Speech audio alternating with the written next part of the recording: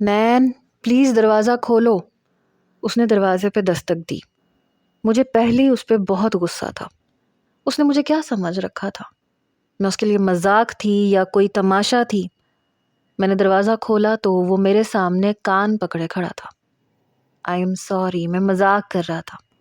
میں نے آپ کے لیے گانے نہیں گائے تھے، میرا مطلب ہے آپ کو وہ شرمندہ سا تھا۔ میں نے کہا ایکچولی آپ کو دوسروں کا تماشا بنا کے ہنسنے کا بہت شوق ہے۔ کہنے لگا نہیں ایسا کچھ نہیں تھا، آپ ہمارے ساتھ بیٹھتی نہیں ہیں تو اس لیے بیٹھا کریں نا، میں صرف یہ چاہتا تھا کہ آپ تھوڑا گھل مل جائیں، تھوڑا فرینک ہو جائیں۔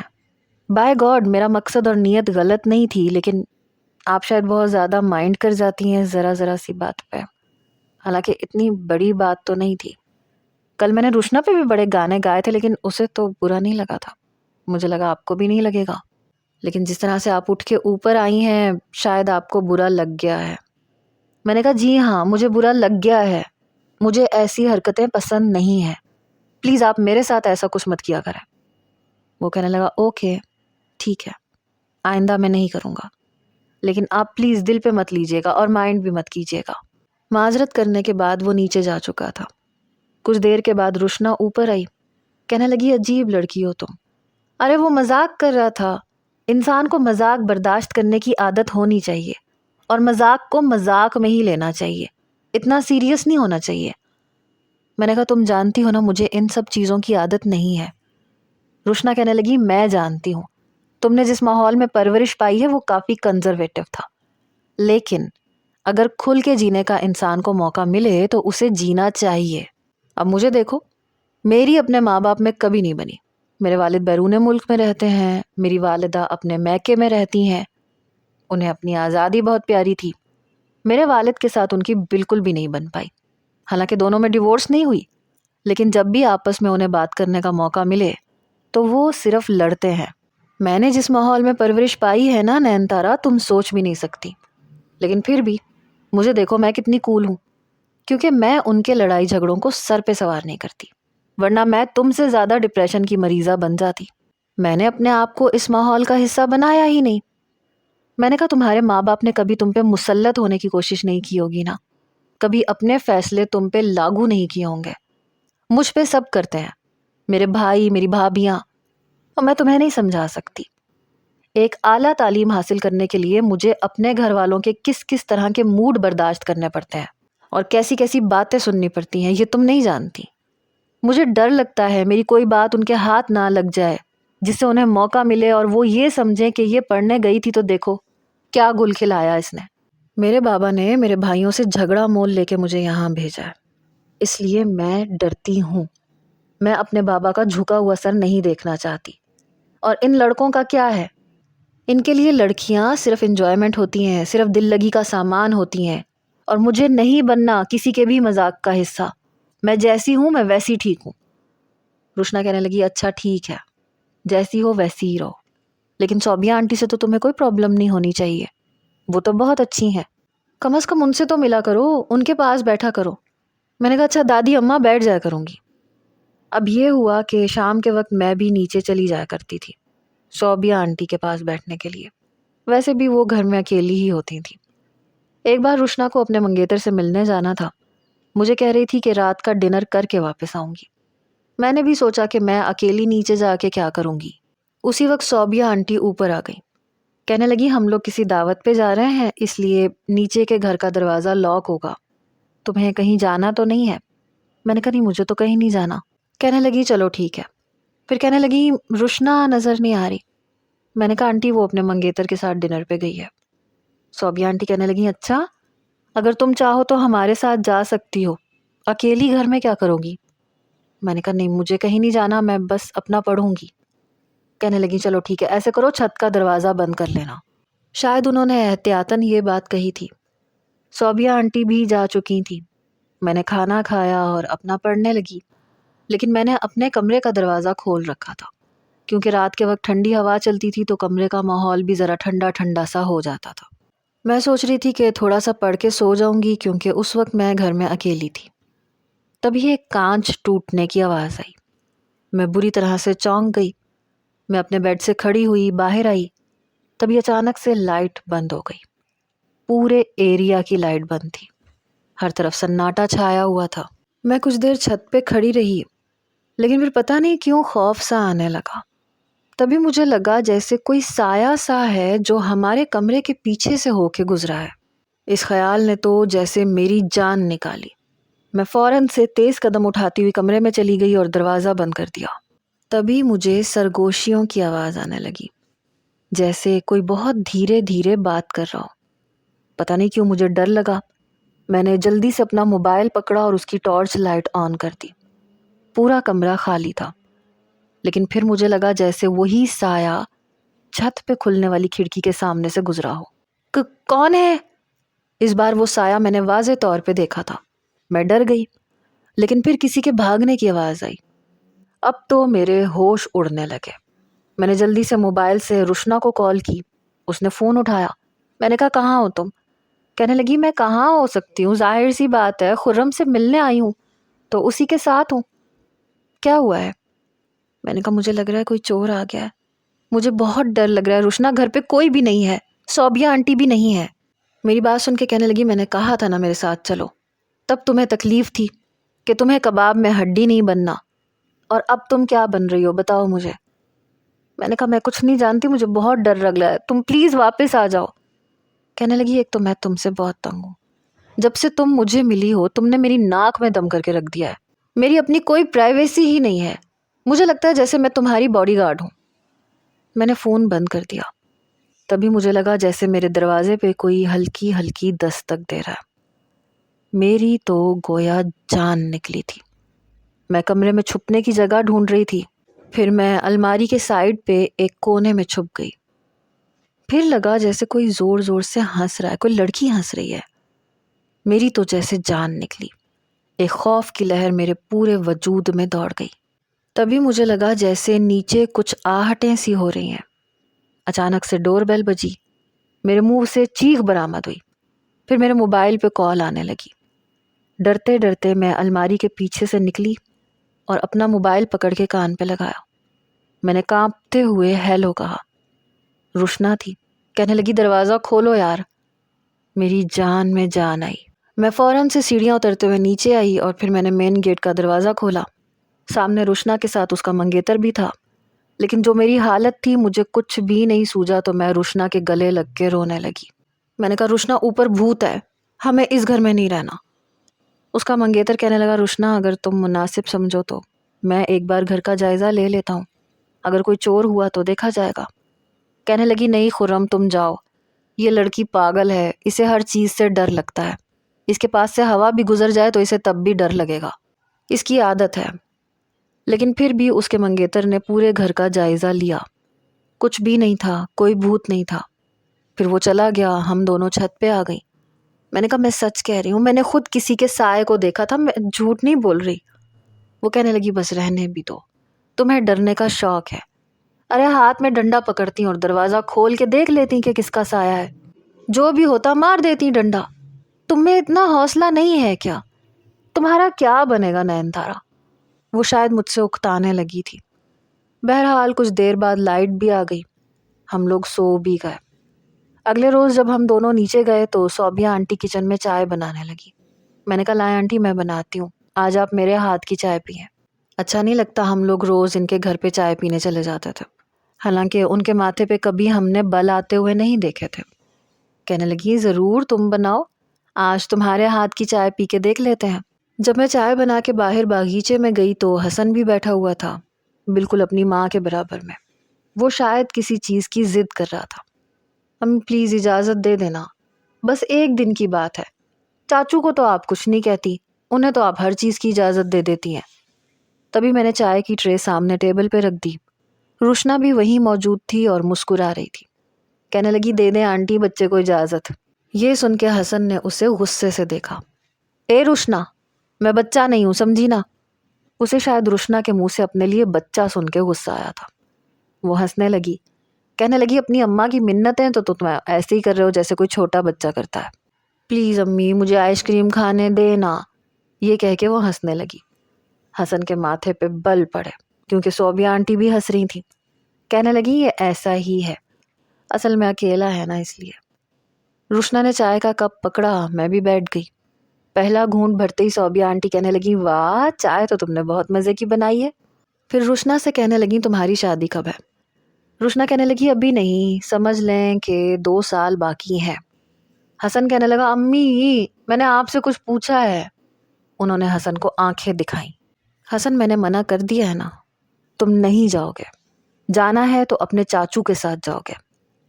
ارے یہ کیا بات ہوئی امی، مجھے اپنے دوستوں کے ساتھ جانا ہے، بس ایک رات کی بات ہے، کیوں نہیں سمجھتی آپ؟ ہاں تو میں نے کہا نا زین کے ساتھ چلے جاؤ ورنہ نہیں جاؤ گے۔ یہ پابندی آپ نے زین چاچو کے لیے تو نہیں لگائی تھی، وہ کئی دن کے لیے اپنے دوستوں کے ساتھ جاتے ہیں، ایک میں ہی ملا ہوں آپ کو۔ اس بار حسن کا لہجہ کافی سخت تھا۔ صوبیہ آنٹی نے اسے بڑے غصے سے دیکھا۔ اپنا مقابلہ اس کے ساتھ مت کیا کرو، سمجھے نا؟ کیوں نہ کروں؟ وہ بھی تو مجھ سے صرف 2-2.5 سال بڑا ہے، اتنا زیادہ فرق تو نہیں ہے۔ ہاں عمر میں وہ تم سے 2-2.5 سال بڑا ہے، لیکن عقل میں تم سے کہیں زیادہ بڑا ہے، سمجھے نا؟ جب تک تم میں اتنی میچیورٹی نہیں آ جاتی کہ تمہیں اچھے اور برے کا پتہ لگ سکے، تم اس کے بغیر نہیں جاؤ گے۔ اور اب میں مزید بحث نہیں سنوں گی۔ پتہ نہیں کیوں لیکن مجھے صوبیہ آنٹی کی بات سے اتفاق نہیں تھا۔ وہ ایک نان سیریس بندہ تھا جس کے بارے میں وہ یہ کہہ رہی تھی کہ وہ عقل میں تم سے زیادہ اچھا ہے اور سمجھدار ہے۔ حسن میں کافی دھیما پن تھا، وہ بدتمیز نہیں تھا اپنے چچا کی طرح۔ وہ منہ بنائے چائے پی رہا تھا، تبھی گاڑی کے ہارن کی آواز آئی اور چابی سے مین دروازہ کھولا گیا۔ انگلی میں چابی گھماتا ہوا زین اندر آیا۔ ہیلو ایوری بڈی، ارے واہ چائے پی جا رہی ہے، یہ کہتے ہوئے اس نے حسن کے ہاتھ سے چائے کا کپ چھینا۔ کہنے لگا چل بھتیجے سائڈ پہ ہو۔ حسن کا ویسے ہی موڈ خراب تھا، اپنی کرسی سے اٹھ کے کھڑا ہو گیا اور لاؤنج کے اندر چلا گیا۔ اسی کرسی پہ زین بیٹھ چکا تھا جو کہ روشنا کے برابر میں تھی۔ حسن کو یوں منہ بنائے اندر جاتا دیکھ کے کہنے لگا اسے کیا ہوا بھابھی، اس کی شکل پہ 12 کیوں بجے ہوئے ہیں؟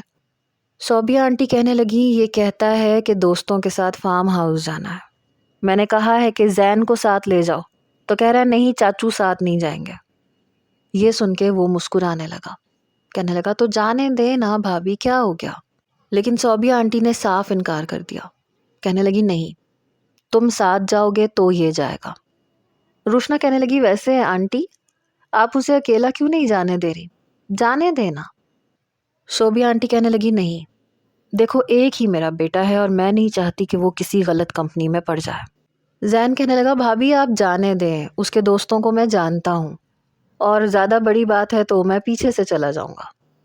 اس بات پہ صوبیہ آنٹی نے کہا کہ ہاں ٹھیک ہے، جا کے کہہ دو اپنے لاڈلے کو چلا جائے۔ یہ کہہ کے وہ بھی اٹھ کے اندر چلے گئے۔ وہ کہنے لگی روشنا ذرا میری بات سننا۔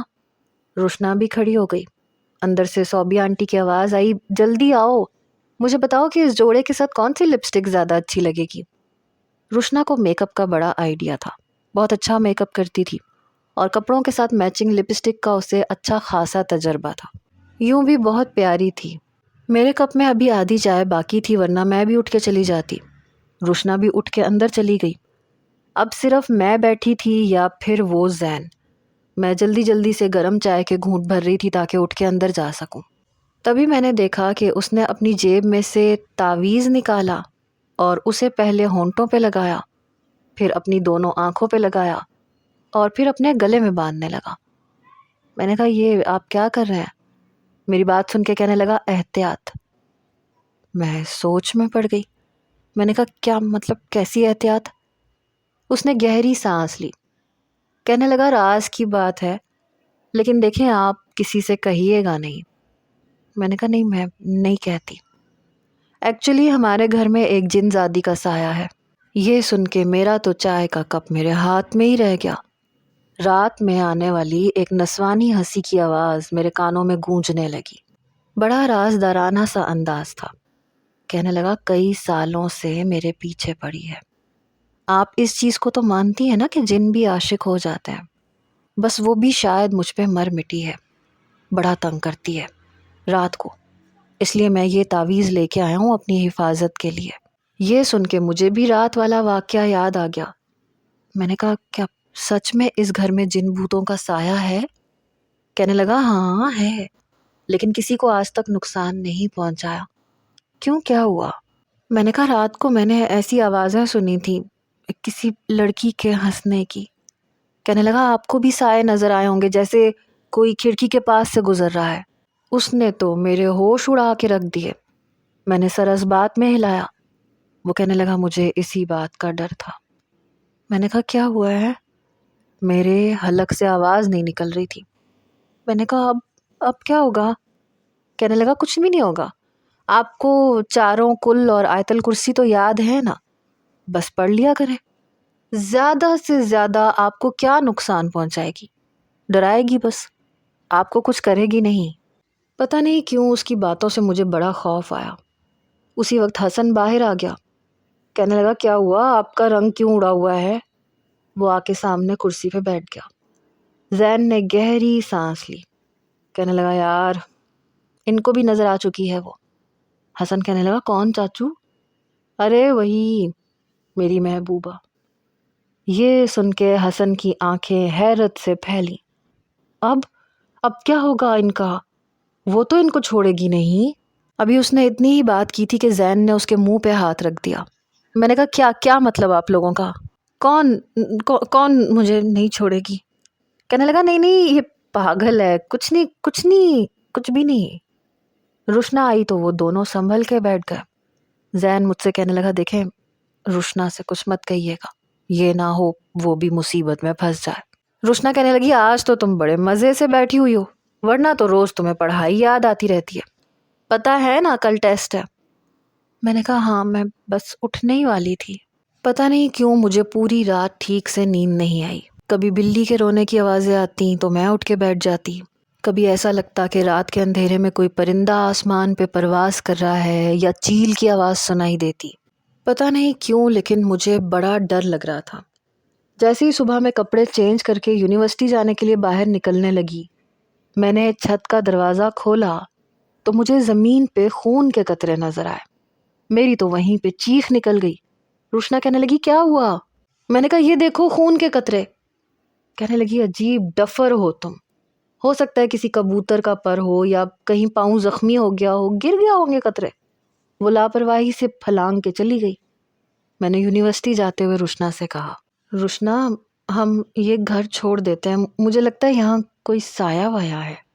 دیکھو نا اتنا بڑا گھر ہے لیکن اوپر کے پورشن میں کوئی بھی نہیں ہوتا، کوئی آتا ہی نہیں ہے، آخر کوئی تو وجہ ہوگی نا۔ کہنے لگی ان کا گھر کمپلیٹ ہے، ان کے گھر کے افراد سے نیچے کمرے موجود ہے، انہیں کیا ضرورت پڑی ہے اوپر آنے کی، اور تم دیکھو یہ خواہ نا وہم مت پالا کرو۔ اگلے روز مجھے زین نے ایک انگوٹھی لا کے دی۔ کہنے لگا یہ بڑی کرامتی انگوٹھی ہے، اسے پہن لو، تمہیں کوئی نقصان نہیں پہنچے گا، لیکن اس کی کچھ شرائط ہے، اگر تم اس پہ عمل کرو گی تو وہ جن زادی تمہیں کچھ نہیں کہے گی۔ میں نے کہا اچھا کیا شرائط ہے؟ وہ کہنے لگا کہ آتے جاتے مجھے سلام کیا کرنا، اور بالکل ویسے جیسے پولیس والے سیلوٹ کرتے ہیں، اور میرے چھوٹے موٹے کام کرنے ہوں گے بس۔ میں نے کہا یہ تو بہت عجیب سا لگے گا۔ اس نے کندھے اچکائے، کہنے لگا مرضی ہے تمہاری، پھر یہ انگوٹھی مت پہننا۔ میں نے کہا نہیں دے دو، میں پہن لوں گی۔ اس نے وہ انگوٹھی مجھے دے دی۔ بڑی عجیب سی انگوٹھی تھی، اس پہ ایک موٹا سا پتھر تھا، شاید زرکون تھا، وہ لگا ہوا تھا، اور کچھ مردانہ ٹائپ کی تھی، اور میرے نازک ہاتھ پہ بڑی عجیب سی لگ رہی تھی۔ جیسے ہی وہ انگوٹھی پہن کے میں نے اس کی طرف دیکھا تو مجھے لگا جیسے ہنسی دبانے کی کوشش کر رہا ہو، لیکن مجھے دیکھ کے فوراً ٹھیک ہو گیا۔ پھر کہنے لگا چلو سیلوٹ مارو۔ مجھے پتہ نہیں کیوں بڑا عجیب لگ رہا تھا، میں نے اسے سیلوٹ مارا۔ کہنے لگا ہاں بس اب ٹھیک ہے، اب تمہیں کوئی بھی چیز ڈرا نہیں سکتی۔ بہرحال اس کے بعد واقعی مجھے نہ تو کوئی سایہ نظر آیا، نہ ہی کوئی ایسی عجیب بات کہ مجھے لگے جیسے اوپر کوئی دوسری مخلوق رہتی ہے یا نہیں۔ لیکن آتے جاتے جب مجھے زین کو سلوٹ کرنا پڑتا تو مجھے بڑا عجیب لگتا۔ اب وہ بڑا بے دھڑک مجھے اپنے کام کہہ دیتا تھا، نین پلیز یہ شرٹ پریس کر دو، تم چائے اچھی بناتی ہو بنا دو۔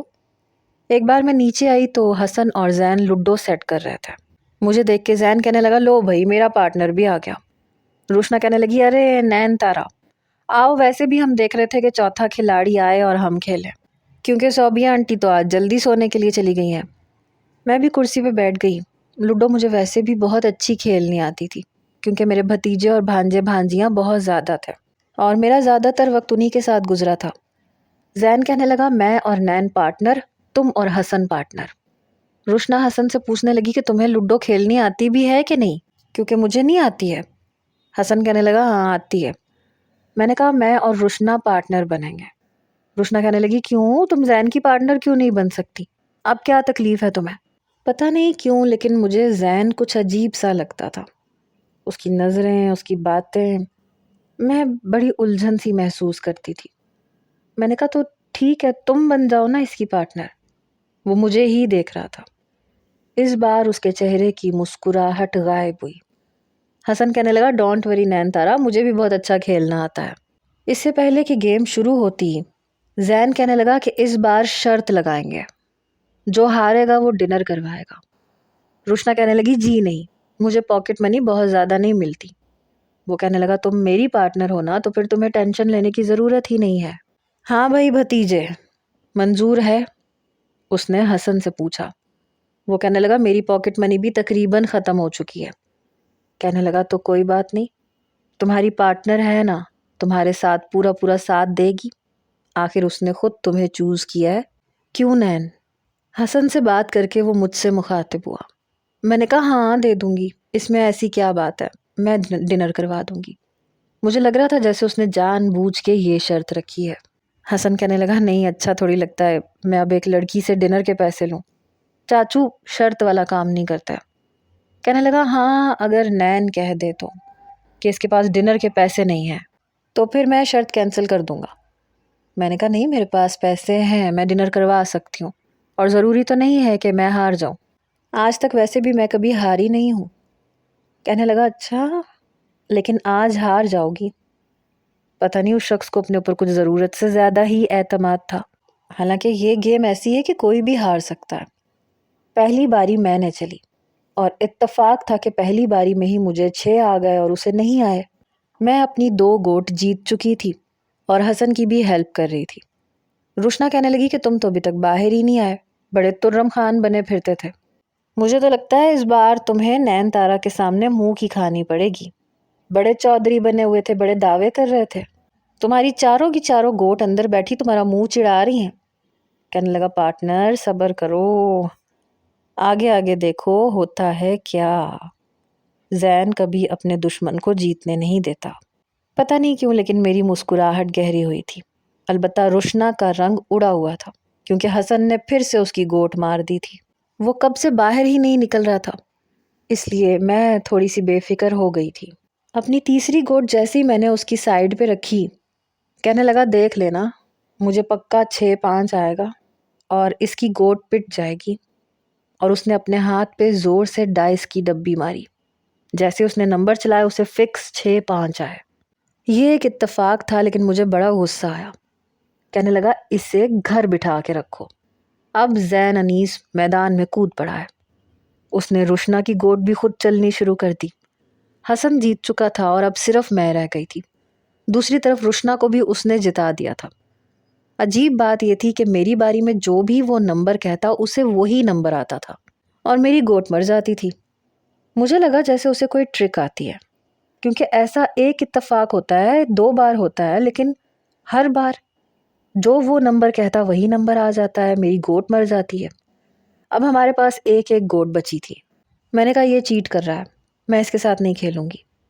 کہنے لگا واہ جی واہ، ہارنے لگی تو مکر رہی ہو۔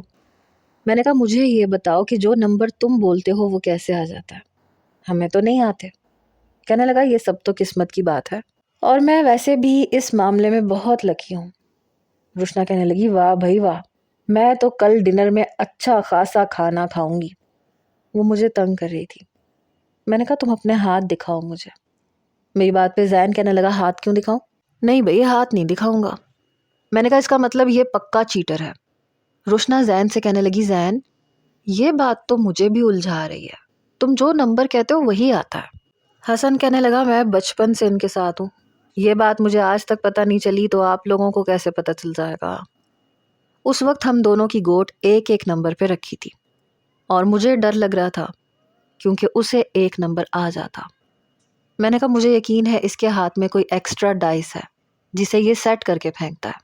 میری بات پہ کہنے لگا ایسا کچھ نہیں ہے، اب تمہیں ڈنر کے پیسے نہیں دینے تو اور بات ہے، مت کرواؤ ڈنر، لیکن مجھ جیسے شریف النفس انسان پہ الزام تو مت لگاؤ۔ میں نے کہا آپ اپنا ہاتھ دکھائیں۔ اس نے اپنا ہاتھ میرے سامنے کر دیا۔ اس کے چہرے پہ معنی خیز سی مسکراہٹ تھی۔ مجھے لگا کہ اس کی شرٹ کے کف میں کچھ چھپا ہوا ہے۔ جیسے ہی میں نے اپنا ہاتھ اس کی شرٹ کی آستین پہ رکھا تو وہ اچھل پڑا، کہنے لگا کیا کر رہی ہو نین، گدگدی ہو رہی ہے۔ میں اس کی بات پہ خفت میں مبتلا ہوئی۔ اس نے اپنی آستین خود ہی جھاڑ کے دکھا دی، کہنے لگا ہو گئی تسلی۔ اس نے پھر سے کہا دیکھنا اب مجھے ایک ہی آئے گا، اور یہ جیسے اس نے ڈائس پھینکا اسے ایک ہی آیا۔ وہ خوشی کے مارے حسن کے ہاتھ پہ ہاتھ مار کے بھنگڑے ڈالنے لگا۔ روشنا بھی خوش تھی، کہنے لگی مطلب کل کا ڈنر ہم ایک اچھے سے ریسٹورنٹ میں کریں گے۔ حسن کہنے لگا نہیں کل نہیں، 1 ہفتے بعد، کیونکہ بل میں پے کروں گا اور مجھے سنڈے کو پاپا سے پاکٹ منی ملے گی۔ میں نے کہا نہیں ایسی کوئی بات نہیں ہے، میں ڈنر کروا سکتی ہوں۔ زین کہنے لگا مجھے ایسا کیوں لگ رہا ہے کہ نین کو پچھتاوا ہو رہا ہے کہ کاش یہ میرا پارٹنر بن جاتی تو فائدے میں رہتی۔ میں نے تو پہلے ہی کہا تھا کہ مجھے کوئی ہرا نہیں سکتا۔ پتہ نہیں اسے کس بات کا گھمنڈ تھا۔ پھر کہنے لگا چلو رہنے دو، مجھے نہیں چاہیے ڈنر۔ میں نے کہا کیوں نہیں چاہیے؟ کہنے لگا تم افورڈ نہیں کر پاؤ گی۔ یہ کہتے ہوئے وہ میرے سامنے آ کے کھڑا ہو گیا۔ میں نے کہا آپ میری فکر نہ کریں۔ اس نے کندھے اچکائے۔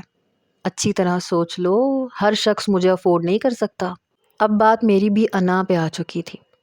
میں نے کہا کہ کل کا ڈنر ہم باہر کریں گے اور بل میں پے کروں گی۔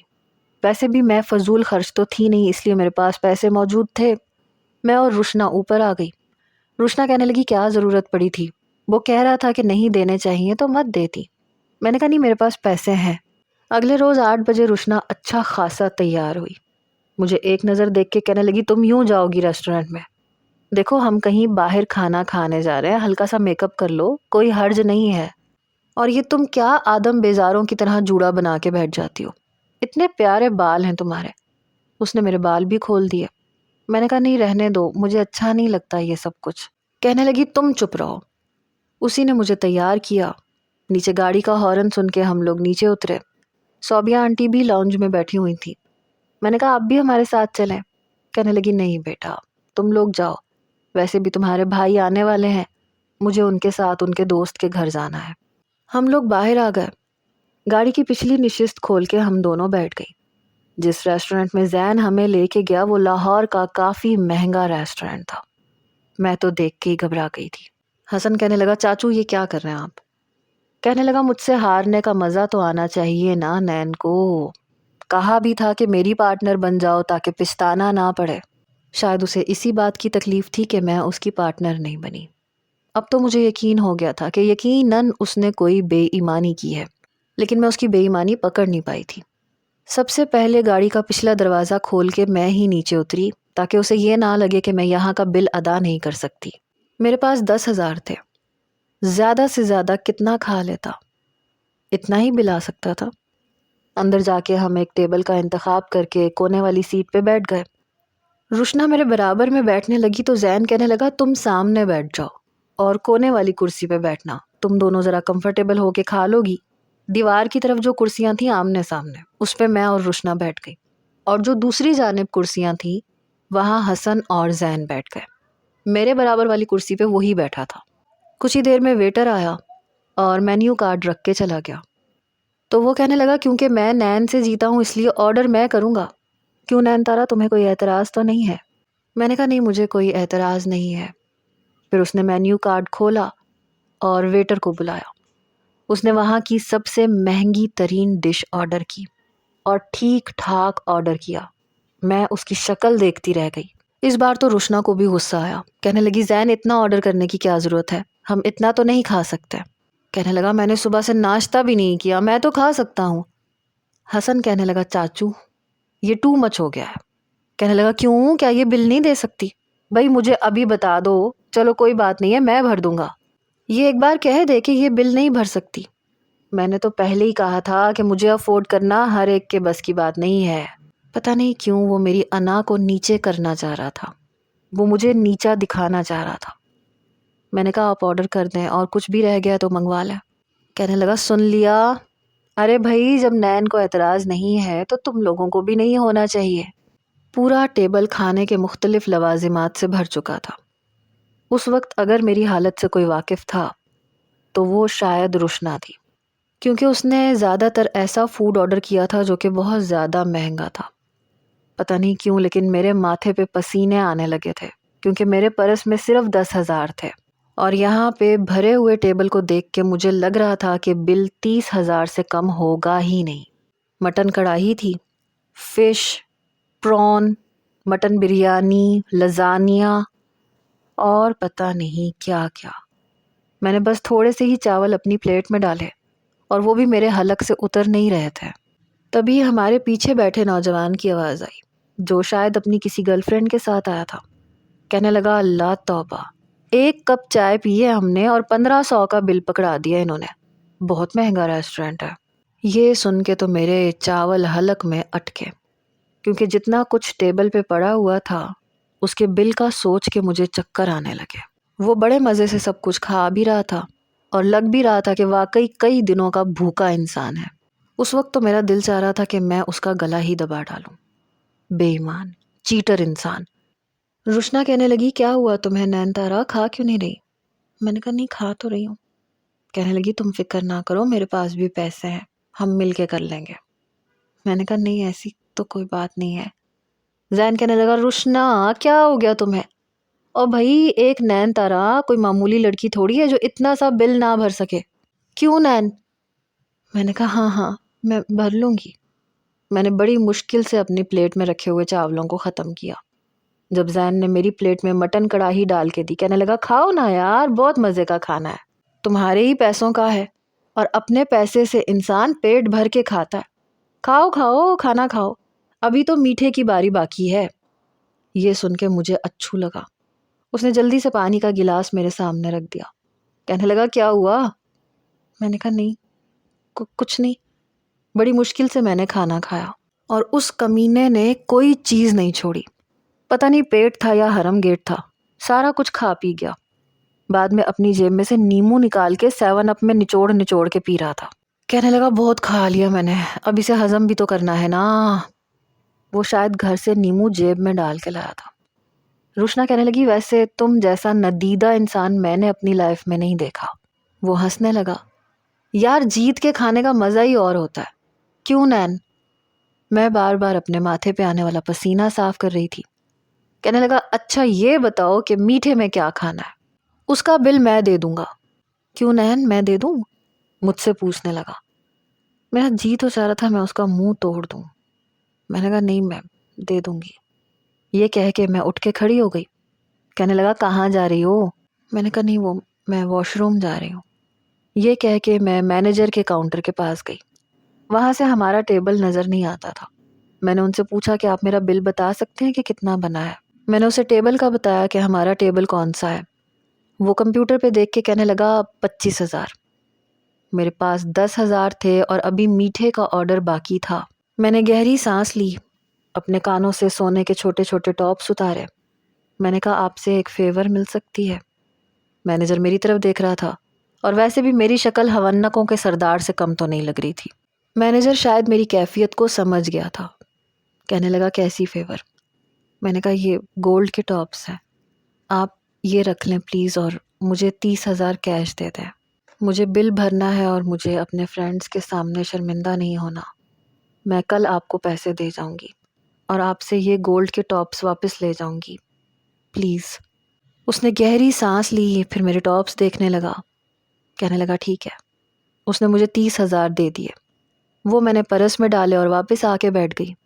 تب تک آئس کریم بھی آ چکی تھی، یعنی کہ 30,000 کا بل بن چکا تھا۔ کھانا کھانے کے بعد جیسے ہی مینیو کارڈ آیا تو زین نے مجھ سے چھین لیا۔ کہنے لگا بل میں پے کروں گا۔ میں نے کہا کیوں، آپ کیوں پے کریں گے، میں کر سکتی ہوں۔ کہنے لگا اتنا بے شرم اور بے غیرت نہیں ہوں کہ ایک لڑکی سے بل پے کرواؤں۔ یہ کھانا ویسے بھی میری طرف سے ہے اور ویسے بھی آپ کے اور میرے پیسوں میں کوئی فرق تھوڑی ہے، ایک جیسے ہی نوٹ ہوتے ہیں، میں ویسے ہی آپ کو تنگ کر رہا تھا۔ روشنا کہنے لگی ارے تم نے بل دینا تھا تو پہلے بتاتے، ہم بھی ٹھیک ٹھاک آرڈر کرتے۔ میں تو نین تارا کی وجہ سے چپ تھی۔ میں نے کہا نہیں میرے پاس پیسے ہیں، میں دے دوں گی۔ کہنے لگا نین تارا مجھے پتا ہے کہ آپ دے سکتی ہیں، آپ کے پاس بہت پیسہ ہے، لیکن کوئی بات نہیں۔ اس نے اپنی جیب میں سے بٹوا نکالا اور بل دے دیا۔ کہنے لگا چلیں۔ میں بار بار مینیجر کی طرف دیکھ رہی تھی، اب تو واش روم کا بہانہ بھی نہیں بنا سکتی تھی، اس لیے سوچا کہ پیسے کل دے کے اپنے ٹاپس لے آؤں گی۔ گھر آ کے روشنا کہنے لگی کہ میں تو ڈر گئی تھی، کیونکہ میرے پاس بھی صرف 4-5 ہزار ہی تھے۔ مجھے تو لگا تھا کہ آج تمہاری عزت کا جنازہ نکل گیا۔ شکر ہے کہ بل اسی نے بھرا، کمینہ، قسم سے جان نکلی پڑی تھی۔ میں نے تو ٹھیک سے کھانا بھی نہیں کھایا۔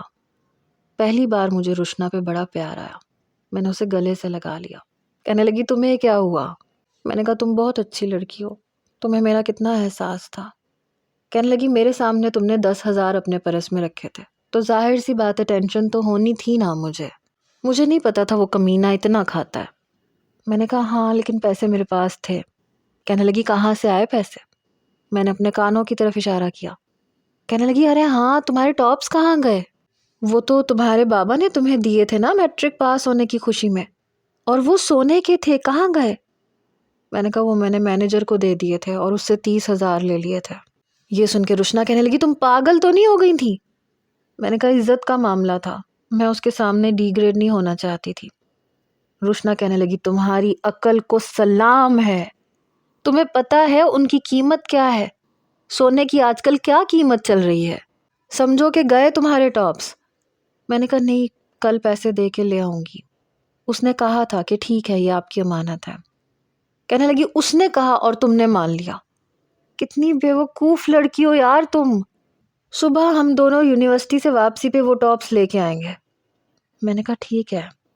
روشنا بار بار مجھے اس بات پہ کوستی رہی کہ تم نے بے وقوفی کی، تم حسن سے لے لیتی، تم مجھ سے مانگ لیتی، یا تم مجھے بتاتی تو، کیونکہ وہ ٹاپس واقعی کافی مہنگے تھے۔